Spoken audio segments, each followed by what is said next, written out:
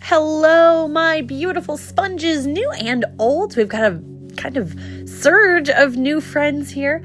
Welcome. If you don't know what this is the Bible Pencast, and we're reading through the Bible just the way we're reading through it. We're going with the NLT. That is my preferred version. And truly, we're just reading. Nothing too fancy. And today I'm so excited. We're in one of my favorite books. We are starting the book of Daniel. So let's jump into it, shall we? During the third year of King Jehoiakim's reign in Judah, King Nebuchadnezzar of Babylon came to Jerusalem and besieged it. The Lord gave him victory over King Jehoiakim of Judah and permitted him to take some of the sacred objects from the temple of God. So Nebuchadnezzar took them back to the land of Babylonia and placed them in a treasure house of his God. Then the king ordered Ashpenaz, his chief of staff, to bring to the palace some of the young men of Judah's royal family and other noble families who had been brought to Babylon as captives. Select only strong, healthy, and good-looking young men, he said.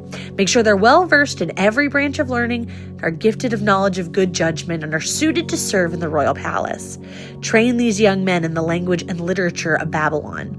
The king assigned them a daily ration of food and wine from his own kitchens. They were to be trained for 3 years, and then they would enter the royal service. Daniel, Hananiah, Mishael, and Azariah were 4 of the young men chosen, all from the tribe of Judah. The chief of staff renamed them with these Babylonian names. Daniel was called Belteshazzar.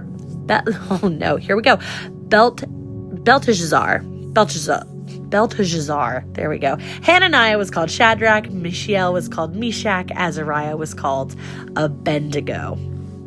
But Daniel was determined not to defile himself by eating the food and wine given to them by the king. He asked the chief of staff for the permission to not eat these unacceptable foods. Now God had given the chief of staff both respect and affection for Daniel, but he responded, "I'm afraid of my lord the king, who has ordered that you eat this food and wine. If you become pale and thin compared to the other youths your age, I'm afraid the king will have me beheaded." Daniel spoke with the attendant who had been appointed by the chief of staff to look after Daniel, Hananiah, Mishael, and Azariah.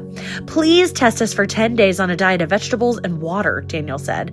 "At the end of that 10 days, see how we look compared to the other young men who are eating the king's food. Then make your decision in light of what you see." The attendant agreed to Daniel's suggestion and tested them for 10 days. At the end of the 10 days, Daniel and his 3 friends looked healthier and better nourished than the young men who had been eating the food assigned by the king. So after that, the attendant fed them only vegetables instead of the food and wine provided for the others. God gave these 4 young men an unusual aptitude for understanding every aspect of literature and wisdom. And God gave Daniel the special ability to interpret the meanings of visions and dreams. When the training period ordered by the king was completed, the chief of staff brought all the young men to the king Nebuchadnezzar. The king talked with them, and no one impressed him as much as Daniel, Hananiah, Mishael, and Azariah, so they entered the royal service. When the king consulted them in any matter requiring wisdom and balanced judgment, he found them 10 times more capable than any of the other magicians and enchanters in his entire kingdom. Daniel remained in the royal service until the first year of the reign of King Cyrus. Tune in tomorrow. We'll jump into Daniel 2, talking about Nebuchadnezzar's dream. Have a wonderful whatever the time of day you're having.